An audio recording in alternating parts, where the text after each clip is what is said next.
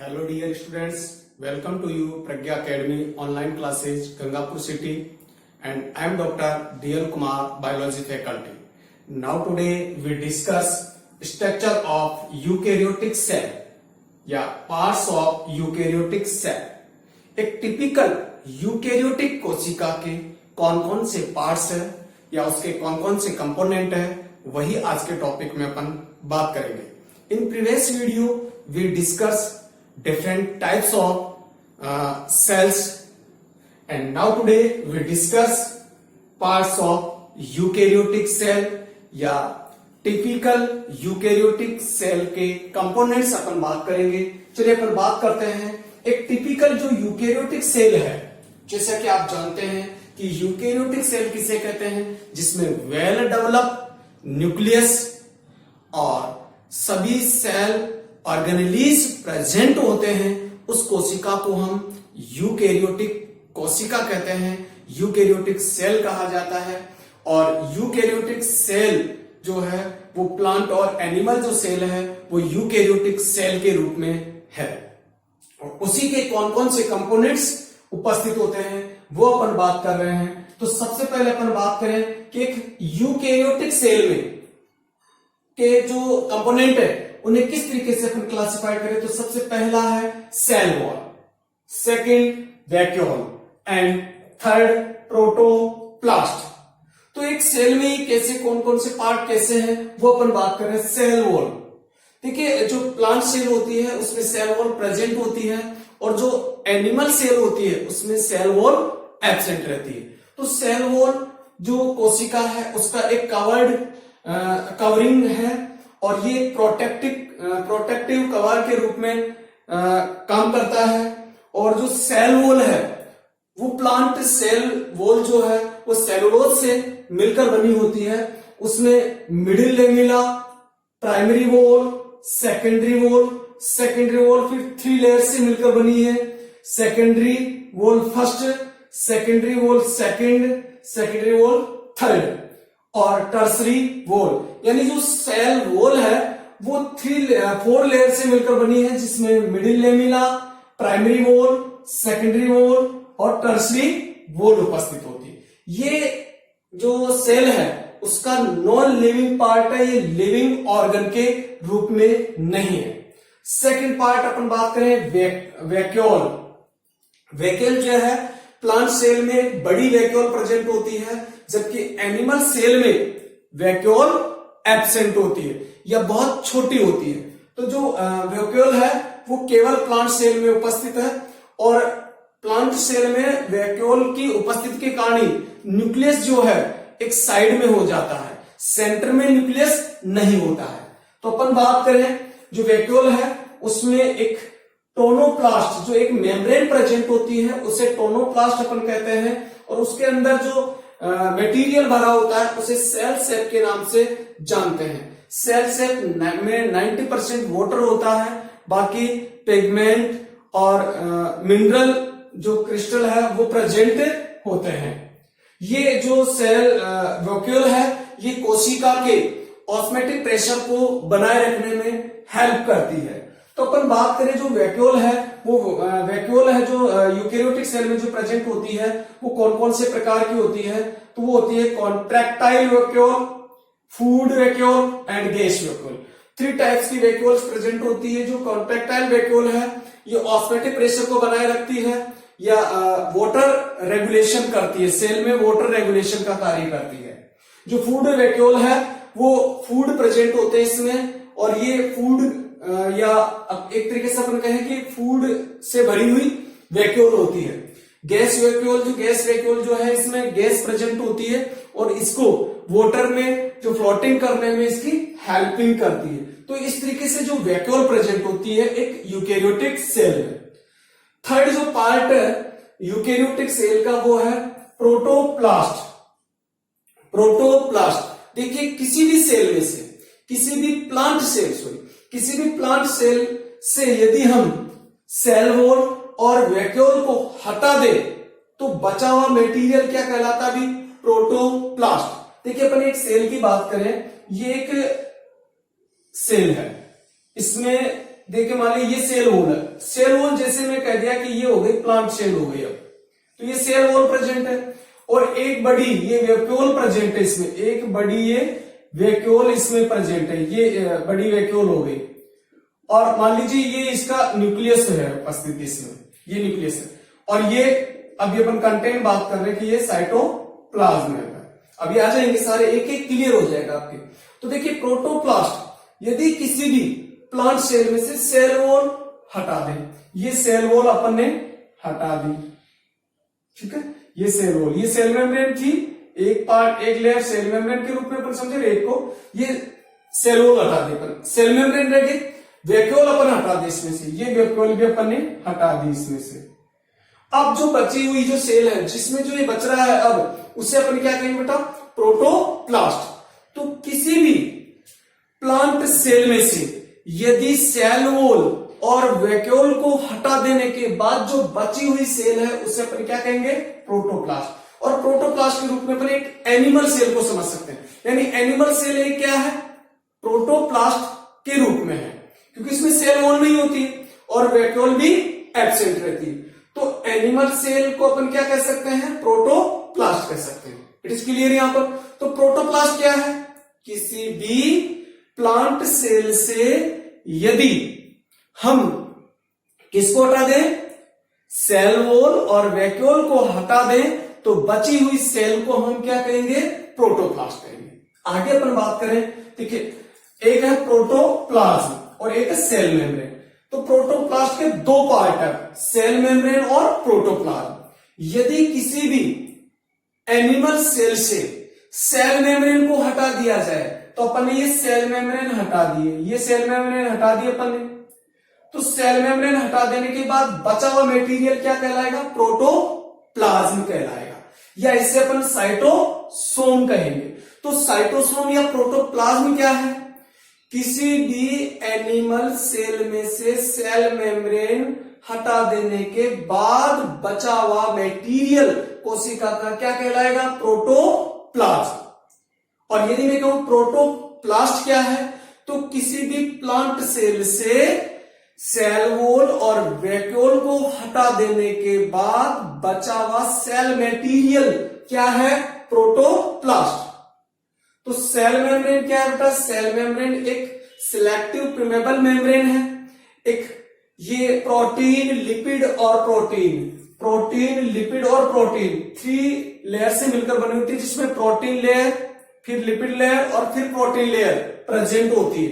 तो ये लिपोप्रोटीन से मिलकर बनी हुई एक मेम्ब्रेन है जो एक सिलेक्टिव परमेबल मेम्ब्रेन के रूप में कार्य करती है। अब अपन बात करें प्रोटोप्लाज्म। देखो अब मेरे पास प्रोटोप्लाज्म रह गया ये और न्यूक्लियस है। तो अब देखो प्रोटोप्लाज्म के दो पार्ट है, एक है साइटोप्लाज्म और एक है न्यूक्लियस। तो देखिए यदि प्रोटोप्लाज्म में से न्यूक्लियस को अलग कर दूं मैं, तो ये न्यूक्लियस हटा दूं मैं, तो बचा हुआ मटेरियल क्या कहलाएगा, साइटोप्लाज्म। तो अपन देखे समझे, देखिए ये कोई सेल है जैसे, और इसमें ये सेल मेम्ब्रेन है, सीएम है, और ये न्यूक्लियस है, तो ये न्यूक्लियस है। तो इन दोनों के वजह इसको छोड़ दिया अपन ने, सेल मेम्ब्रेन हटा दिया अपन ने और उसको न्यूक्लियस को हटा दिया अपन ने, तो उसके बाद में जो बचा हुआ मटेरियल है, ये जो अंदर भरा हुआ मटेरियल है, तो न्यूक्लियस, सेल मेम्ब्रेन और न्यूक्लियर मेम्ब्रेन तक के बीच के मटेरियल को अपन क्या कहेंगे, साइटोप्लाज्म। तो सीएम और न्यूक्लियर मेम्ब्रेन, सीएम और एनएम के बीच का जो मटेरियल है वो साइटोप्लाज्म कहलाएगा। तो किसी भी सेल मेम्ब्रेन, अपन यूं कहें कि किसी भी प्रोटोप्लाज्म में से न्यूक्लियस को हटा देने के बाद, तो प्रोटोप्लाज्म में से न्यूक्लियस को हटा देने के बाद बचा हुआ मटेरियल क्या कहलाएगा, साइटोप्लाज्म। ठीक है, यहां तक क्लियर हो गया आपने। अब अपन न्यूक्लियस के बाद में बात करेंगे, पहले अपन साइटोप्लाज्म की बात कर लेते हैं। तो आपके क्लियर हुआ कि साइटोप्लाज्म क्या है। साइटोप्लाज्म क्या है, अभी किसी भी प्रोटोप्लाज्म में से न्यूक्लियस को हटा देने के बाद बचा हुआ सेल मटेरियल क्या कहलाएगा, साइटोप्लाज्म। या अपन यूं कहें कि सेल मेम्ब्रेन और न्यूक्लियर मेम्ब्रेन के बीच का मटेरियल क्या होगा, साइटोप्लाज्म। तो किसी भी सेल का सेल मेम्ब्रेन और न्यूक्लियर मेम्ब्रेन के बीच का मटेरियल क्या है? साइटोप्लाज्म। अब साइटोप्लाज्म के 3 रूप है, एक है हाइलोप्लाज्म, एक है ट्रोपोप्लाज्म और एक है पेराप्लाज्म। तो इसके 3rd पार्ट है हाइलोप्लाज्म, ट्रोपोप्लाज्म और पेराप्लाज्म, या इसे अपन मेटाप्लाज्म भी कहते हैं, या इसे अपन ड्यूटोप्लाज्म के नाम से भी जानते हैं। तो देखिए अपन देखें हाइलोप्लाज्म, अपन समझे हाइलोप्लाज्म क्या है भी? Hyaloplasm cell organelles absent, without cell organelles. So cytoplasm का वह कंटेंट जो विदाउट सेल ऑर्गेनेलीज होता है उसे अपन क्या कहेंगे? हाइलोप्लाज्म। तो इसमें सेल ऑर्गेनेलीज एब्सेंट रहते हैं। तो विदाउट सेल ऑर्गेनेलीज साइटोप्लाज्म को अपन क्या कहेंगे? हाइलोप्लाज्म। और ये हाइलोप्लाज्म यहां जो लेयर है सेल मेम्ब्रेन जो है उसके नजदीक एक ट्रांसपेरेंट लेयर के रूप में प्रेजेंट होता है जिसे अपन हाइलोप्लाज्म कहते हैं, जिसमें सेल ऑर्गेनेलीज एब्सेंट रहते हैं। सेकंड पार्ट अपन बात करें तो वो है ट्रोपोप्लाज्म। ट्रोपोप्लाज्म ये साइटोप्लाज्म का मेन कंटेंट है और इसमें सारे सेल ऑर्गेनेलीज प्रेजेंट होते हैं। तो सेल ऑर्गेनेलीज प्रेजेंट, तो साइटोप्लाज्म जो वह पार्ट जिसमें आल सेल ऑर्गेनेलीज प्रेजेंट होते हैं वो क्या कहलाता है? ट्रोपोप्लाज्म कहलाता है। It is clear? तो ट्रोपोप्लाज्म क्लियर हो गया। अब अपन बात करें पेराप्लाज्म या मेटाप्लाज्म या इसे ड्यूटोप्लाज्म कहते हैं। तो साइटोप्लाज्म का वह पार्ट जो नॉन लिविंग पार्ट के रूप में उपस्थित है या नॉन लिविंग इंक्लूजन के रूप में सेल में प्रेजेंट होते हैं उसे अपन पेराप्लाज्म या मेटाप्लाज्म के नाम से जानते हैं। अब अपन समझे ट्रोपोप्लाज्म के कौन कौन से पार्ट है, कौन कौन से सेल ऑर्गेनेलीज ट्रोपोप्लाज्म में इंक्लूड किए गए हैं। तो सेल के साइटोप्लाज्म के ट्रोपोप्लाज्म पार्ट में सारे सेल ऑर्गेनेलीज प्रेजेंट होते हैं और सेल ऑर्गेनेलीज को 3 कैटेगरीज में डिवाइड किया गया है। फर्स्ट है without unit membrane cell organelles, second single unit membrane cell organelles and third double unit membrane cell organelles. Without unit membrane cell organelles की बात अपन करें तो वो है राइबोसोम, जिसके चारों ओर किसी प्रकार की कोई यूनिट मेम्ब्रेन नहीं होती है, राइबोसोम। और यूकेरियोटिक कोशिका में जो है उसमें जो राइबोसोम है वो 80S प्रकार के प्रेजेंट होते हैं, 80S प्रकार के राइबोसोम प्रेजेंट होते हैं इसमें। तो अब ये 80S मींस क्या है? देखिए ये S जो है एक श्वेदबर्ग इकाई है जो श्वेदबर्ग नामक साइंटिस्ट ने दी थी और उसी के सम्मान में S वर्ड लिया गया है। ये एक सब्लिमेशन पॉइंट है जो राइबोसोम की सब्लिमेशन या अवसादन गुणांक को बताता है और इसके बारे में अपन नेक्स्ट वीडियोज में बात करेंगे विस्तृत रूप से। तो without unit membrane cell organelles कौन है भी? राइबोसोम। सेकंड अपन बात करें single unit membrane cell organelles की अपन बात करें तो इसमें बहुत सारे सेल ऑर्गेनेलीज आते हैं और Golgi body, endoplasmic reticulum, lysosome, centrosome, microtubules, इसके अलावा सीलिया एंड फ्लैजिला, माइक्रोबॉडीज, ये सारे के सारे जितने भी सेल ऑर्गेनेलीज है ये single unit membrane cell organelles है जिनके चारों ओर एक जो एकल कला है या एक लेयर के रूप में यूनिट मेम्ब्रेन प्रेजेंट होती है। जो माइक्रोबॉडीज है वो 3 टाइप की है, एक है स्पिरोसोम, सेकंड है प्रोक्सीसोम और थर्ड है ग्लाइऑक्सीसोम। तो ये 3 प्रकार की माइक्रोबॉडीज प्रेजेंट होती है। तो ये थे भी single unit membrane cell organelles. Third अपन बात करें double unit membrane cell organelles.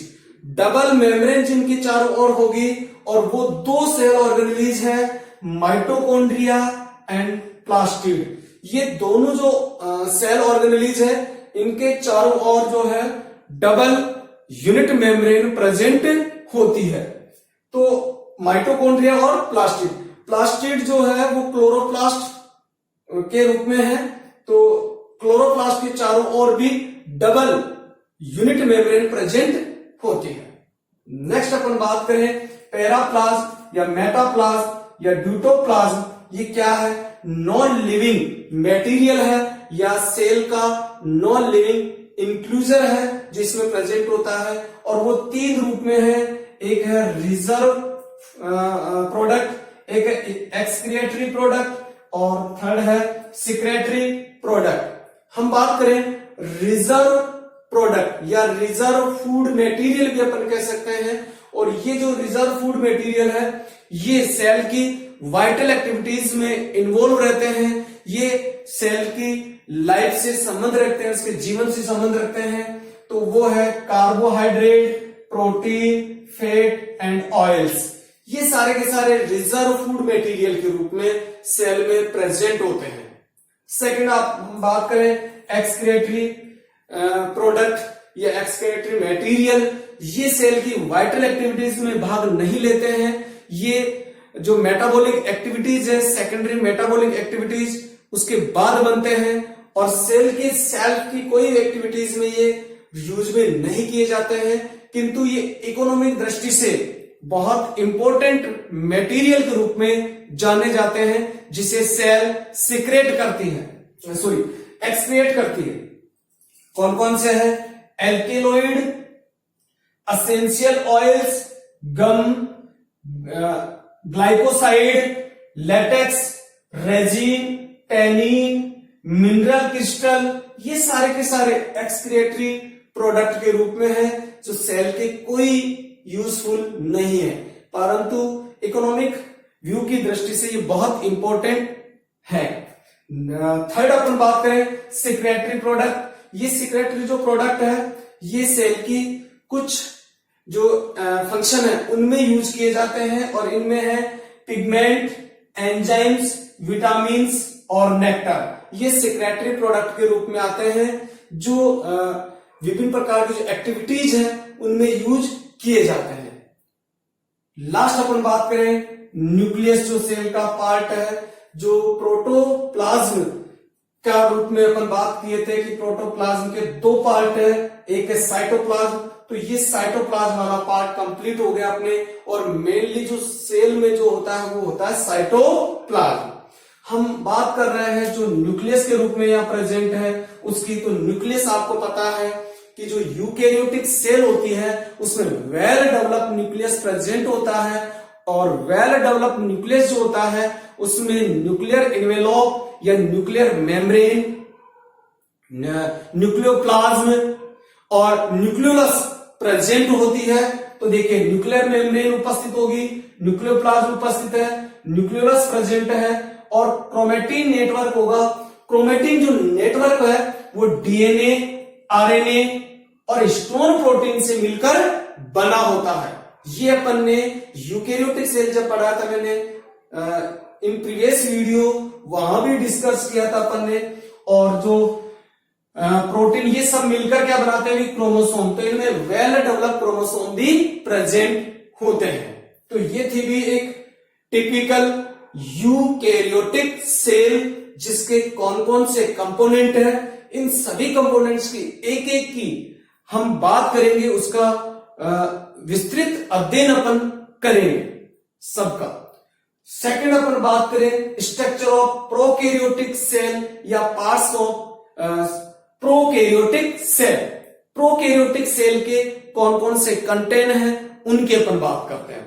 देखो आपको पता है प्रोकैरियोट सेल जो है उसमें वेल डेवलप न्यूक्लियस एब्सेंट रहता है, जिसमें न्यूक्लियर मेम्ब्रेन, न्यूक्लियोप्लाज्म और न्यूक्लियोलस एब्सेंट होते हैं, और सारे सेल ऑर्गेनेलीज भी एब्सेंट होते हैं। ऐसे सेल को अपन प्रोकैरियोटिक सेल कहते हैं, और जो बैक्टीरियल जो सेल है वो एक क्या है भी प्रोकैरियोटिक सेल है। चलिए अपन बात करते हैं। देखिए इसमें कौन कौन से कंटेंट है। सबसे पहला है ग्लाइकोकैलिक्स। देखिए मैं एक डायग्राम बनाऊं जिसमें आपको एक प्रोकैरियोटिक सेल में बनाऊंगा, उसमें डायग्राम के रूप में। तो अपन देखिए यहां जैसे ये अपन ने एक प्रोकैरियोटिक सेल की बात की, तो ये इसमें चारों तरफ के रूप में ग्लाइकोकैलिक्स जो कि एक पॉलीसेकेराइड्स से मिलकर बनी हुई एक कवर्ड है, जो बैक्टीरिया या जो प्रोकैरियोट सेलों ने बहुत प्रोटेक्टिव लेयर के रूप में कार्य करती है। जो ग्लाइकोकैलिक्स है वो 2 पार्ट्स के रूप में, 2 लेयर के रूप में होती है, एक होती है स्लाइम लेयर और एक होता है कैप्सूल। यानी इसके 2 प्रकार है। जो स्लाइम लेयर होती है ये एक लूज रूप में प्रेजेंट होते हैं, इसके जो कंटेंट होते हैं वो, और ये थिन लेयर के रूप में होती है। जो कैप्सूल होता है ये एक थिक लेयर के रूप में प्रेजेंट होता है और बैक्टीरिया को प्रोटेक्शन प्रदान करता है, या यूके जो प्रोकैरियोट सेल है उसको प्रोटेक्शन देता है। तो फर्स्ट कंटेंट हो गया और अपना ये हो गया कि इसके कवर के रूप में ग्लाइकोकैलिक्स। उसके बाद है सेल वॉल। जिस तरीके से अपन ने प्लांट सेल में की, ऐसे इसमें भी एक सेल वॉल प्रेजेंट होती है, किंतु जो इसकी जो सेल वॉल है वो सेलुलोज की बनी होती है प्लांट सेल की, और इसकी जो सेल वॉल है वो म्यूकोपेप्टाइड की बनी होती है। नेक्स्ट अपन बात करें प्लाज्मा मेम्ब्रेन, तो ये एक प्लाज्मा मेम्ब्रेन भी इसमें प्रेजेंट होती है। तो देखिए कितने कवर्ड हो गया ये। इसी कारण से हमारे बॉडी के अंदर जब बैक्टीरिया चला जाता है तो हमारे एंजाइम इसके ऊपर कार्य नहीं करते, डाइजेस्टिव एंजाइम इस पे कार्य नहीं कर पाते, क्योंकि कितने लेयर हो गए इसके चारों तरफ इसको प्रोटेक्ट करने वाले। तो ये हो गई प्लाज्मा मेम्ब्रेन। उसके बाद है साइटोप्लाज्म, तो ये अंदर जो भरा मटेरियल है इसको अपन साइटोप्लाज्म कहेंगे। और इस साइटोप्लाज्म में कौन कौन से सेल ऑर्गेनेलीज प्रेजेंट है उनकी अपन यहां बात करेंगे। तो सबसे पहले बात करें मेसोसोम। सेल मेम्ब्रेन जो पार्ट है, ये सेल मेम्ब्रेन जो फोल्ड होकर मेसोसोम एक स्ट्रक्चर बनाती है जो यूकेरियोटिक कोशिका के माइटोकॉन्ड्रिया के समान कार्य करता है। तो एक तरीके से जो मेसोसोम जो ऑर्गन है या मेसोसोम जो ऑर्गन है ये एक तरीके से यूकेरियोटिक कोशिका के माइटोकॉन्ड्रिया के सिमिलर सेल ऑर्गेनेलीज है। उसके बाद अपन बात करें राइबोसोम, तो देखिए यहां भी अपन ने राइबोसोम बात किया था। जो राइबोसोम था वो कौन से प्रकार का था, 80S प्रकार का। जो यहां राइबोसोम होगा वो होगा 70S प्रकार का। तो मैंने बता दिया कि ये राइबोसोम इसमें प्रेजेंट है। जो कौन से हैं, 70S प्रकार के हैं। उसके बाद करें पॉलीराइबोसोम। पॉलीराइबोसोम जब एमआरएनए है, मैसेंजर आरएनए, उसके साथ अनेक राइबोसोम, इस प्रकार से अनेक राइबोसोम एक साथ अटैच हो जाते हैं और उसे अपन कहते हैं पॉलीराइबोसोम। तो इस तरीके से ये पॉलीराइबोसोम अटैच हो जाते हैं इसके। तो ये हो गया पॉलीराइबोसोम।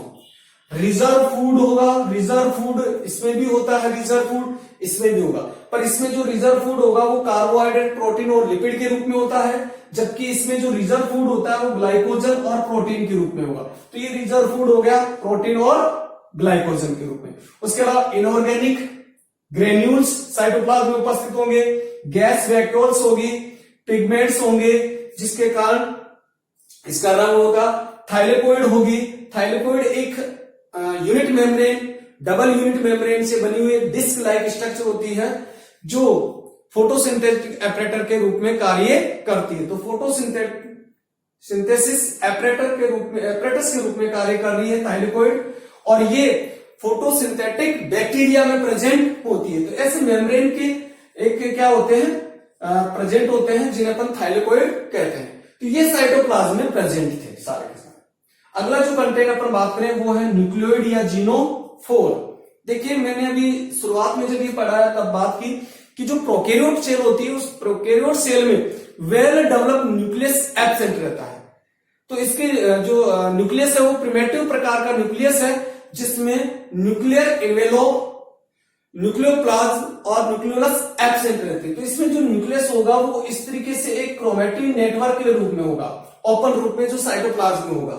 तो ये इस प्रकार के जो न्यूक्लियस है उसे हम न्यूक्लियोइड या जीनोफोर के नाम से जानते हैं, जिसमें न्यूक्लियर मेम्ब्रेन, न्यूक्लियोप्लाज्म और न्यूक्लियोलस एब्सेंट होंगे। और जो ये क्रोमैटिन नेटवर्क है, ये क्रोमैटिन नेटवर्क होगा, ये डीएनए, आरएनए और नॉन स्टोन प्रोटीन से मिलकर बना होगा। तो ये डीएनए, आरएनए और नॉन स्टोन प्रोटीन से मिलकर बना हुआ है। उसके बाद अपन बात करें जो इसमें जो क्रोमोसोम होंगे वो क्रोमोसोम प्रोक्रोमोसोम होंगे, यानी केवल सारा का सारा जो क्रोमैटिन नेटवर्क है वो मिलकर केवल एक क्रोमोसोम बनाएगा। तो एक बहुत इंपॉर्टेंट चीज है कि प्रोकैरियोट जो सेल है वो किस तरीके की, उसमें किस तरीके की गुणितता पाई जाती है, उसमें कितने गुणसूत्र होते हैं, तो केवल एक सिंगल गुणसूत्र होते हैं और ये हैप्लॉइड होती है। कैसी होती है? हैप्लॉइड होगी। ये सेल डिप्लॉइड या हैप्लॉइड दोनों तरीके की हो सकती है, परंतु ये सेल केवल कैसी होगी? हैप्लॉइड होगी, क्योंकि पूरी जो क्रोमैटिन नेटवर्क उससे केवल सिंगल क्रोमोसोम बनेगा, तो ये हैप्लॉइड नेचर की होगी। यहां तक क्लियर?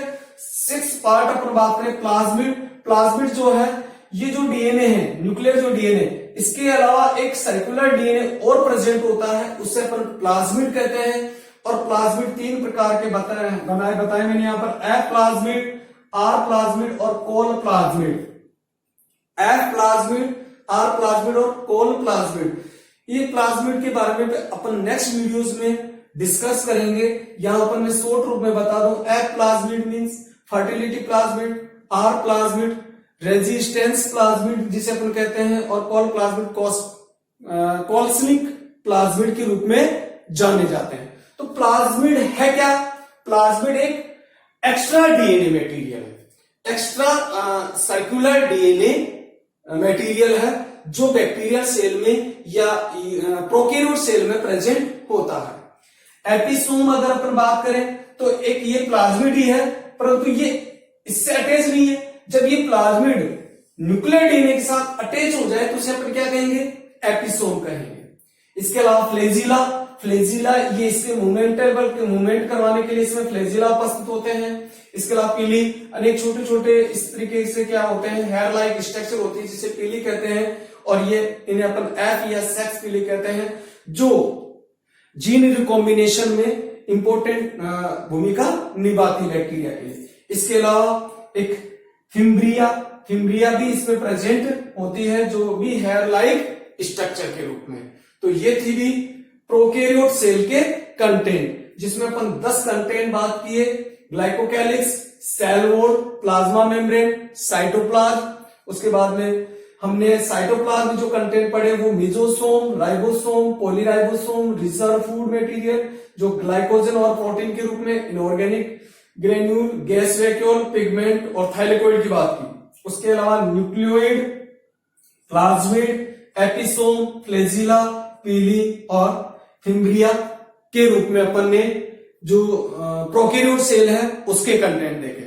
यदि मैं बात करूं यूकैरियोट सेल में कौन कौन से कंपोनेंट्स प्रेजेंट है या उसके क्या क्या कंटेंट है, तो सेल वॉल, वैक्यूल और प्रोटोप्लास्ट अपन ने बात किया था। फिर प्रोटोप्लास्ट के 2 पार्ट है, सेल मेम्ब्रेन और प्रोटोप्लाज्म। प्रोटोप्लाज्म के 2 पार्ट अपन ने बात की, साइटोप्लाज्म और न्यूक्लियस। साइटोप्लाज्म के 3 पार्ट अपन ने बात की, हाइड्रोप्लाज्म, ट्रोफोप्लाज्म और पैराप्लाज्म या मेटाप्लाज्म। फिर अपन बात करें ट्रोफोप्लाज्म के 3 पार्ट है, without unit membrane cell organelles, single unit membrane cell organelles and double unit membrane cell organelles. उसके बाद अपने न्यूक्लियस की बात की, तो न्यूक्लियर में वेल डेवलप न्यूक्लियस इसमें प्रेजेंट होता है। तो ये थी एक यूकैरियोटिक सेल के कंटेंट और ये थे भी प्रोकैरियोटिक सेल के कंटेंट।